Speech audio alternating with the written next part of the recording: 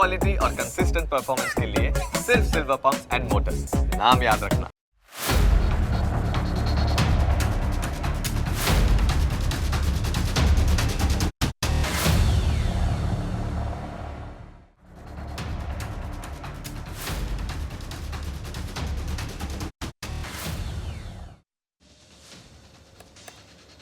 વિશ્વમાં ભારતનો ડંકો વાગી રહ્યો છે.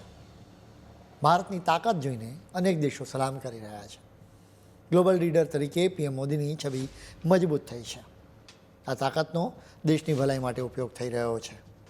જેમ કે દેશને આંતરરાષ્ટ્રીય વેપારમાં ફાયદો કરવામાં આવી રહ્યો છે. એ સિવાય વિદેશોમાં ફસાયેલા ભારતીયોને પણ બચાવવામાં આવી રહ્યા છે.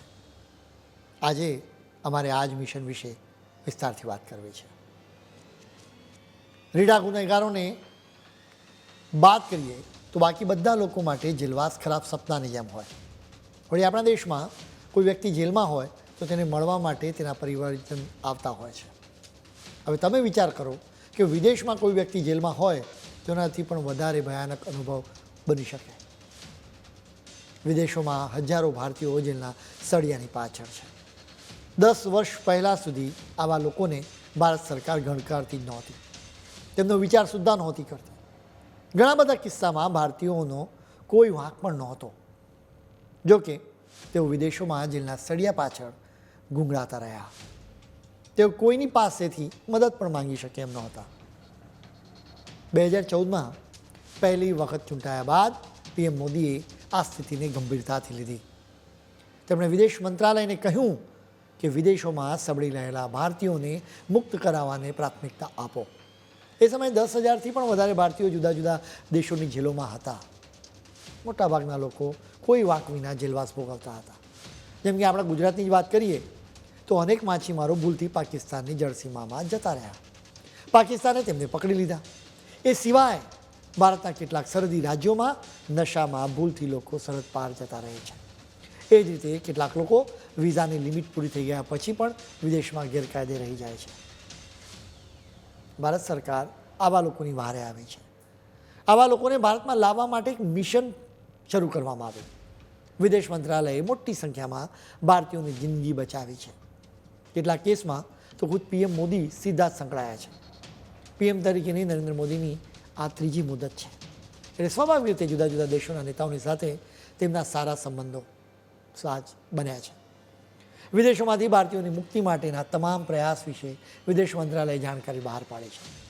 મંત્રાલયે માહિતી આપી છે કે 2014થી અત્યાર સુધીમાં જુદા જુદા દેશોની જેલમાં રહેલા 10,000 ભારતીયોને મુક્ત કરવામાં આવ્યા છે. એટલું જ નહીં, તેમની વતન વાપસી પણ કરવામાં આવી છે. આવો સૌથી લેટેસ્ટ પ્રયાસ યુએઈમાં કરવામાં આવ્યો હતો, જ્યાં 500 ભારતીય કેદીઓની સજા માફ કરવામાં આવી છે. આ પ્રયાસો ભારતની ડિપ્લોમેસીની જીત બતાવે છે. 2022થી 2025 દરમિયાન યુએઈએ દર વર્ષે સેંકડો ભારતીય કેદીઓની સજા માફ કરી છે. યુએઈએ 2022ના વર્ષે 639 ભારતીય કેદીઓ, 2023માં 700, 2024માં 944 ભારતીય કેદીઓને મુક્ત કર્યા છે. આ વર્ષે અત્યાર સુધીમાં 500 ભારતીય કેદીઓની સજા માફ કરવામાં આવી છે. ફેબ્રુઆરી 2019માં સાઉદી અરેબિયાના ક્રાઉન પ્રિન્સ મોહમ્મદ બિન સલમાને 850 ભારતીય કેદીઓને મુક્ત કરાવવાનો આદેશ આપ્યો હતો. પીએમ મોદીએ વાત કર્યા બાદ મોહમ્મદ બિન સલમાને આ આદેશ આપ્યો હતો. તેઓ એ સમયે ભારતની મુલાકાતે આવ્યા હતા.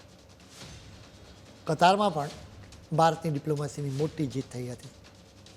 અહીં ઇન્ડિયન નેવીના 8 ભૂતપૂર્વ અધિકારીઓને મોતની સજા આપવામાં આવી હતી. આ ભારતીયોને મુક્ત કરાવવા માટે પીએમ મોદીએ વિશેષ પ્રયાસો કર્યા હતા, જેનું પરિણામ જોવા મળ્યું. કતારે આખરે 8 ભારતીયોને મુક્ત કરવા માટે સંમતિ બતાવી, જેમાંથી અનેક ભારતીયો વતનમાં પાછા આવ્યા હતા. પીએમ મોદી અને વિદેશમંત્રી જયશંકરે મિશન મોડમાં કામ કરીને ઈરાન, બહેરીન અને કુવૈતની જેલોમાં સજા ભોગવી રહેલા અનેક ભારતીયોને મુક્ત કરાવ્યા. શ્રીલંકામાં પણ ભારતનો જય હો થયો છે. દક્ષિણ ભારતના અનેક માછીમારો ભૂલથી શ્રીલંકાની જળસીમામાં જતા રહે છે. શ્રીલંકા આવા માછીમારોની ધરપકડ કરે છે, જેમાં આ માછીમારોનો કોઈ વાંક પણ હોતો નથી. આ ભારતીયોને છોડવા માટે પણ ખાસ પ્રયત્નો કરવામાં આવ્યા છે. 2014થી અત્યાર સુધીમાં શ્રીલંકાએ કુલ 3,697 ભારતીય માછીમારોને મુક્ત કર્યા છે. આપણા નફ્ફટ પાડોશી પાકિસ્તાને પણ ભારતીય કેદીઓને મુક્ત કરવા પડ્યા છે. 2014થી અત્યાર સુધીમાં પાકિસ્તાને 2639 માછીમારોને મુક્ત કર્યા છે, જેમાંથી અનેક માછીમારો આપણા ગુજરાતના છે.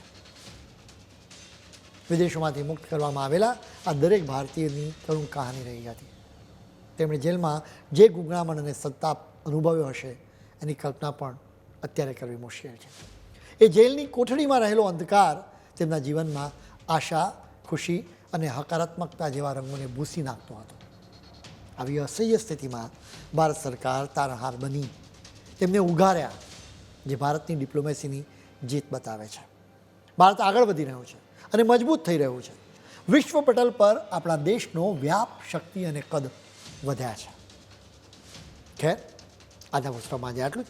નવા મુદ્દાઓ સાથે કાલે ફરી મળીશું. ત્યાં સુધી મને જ આપશો. નમસ્કાર.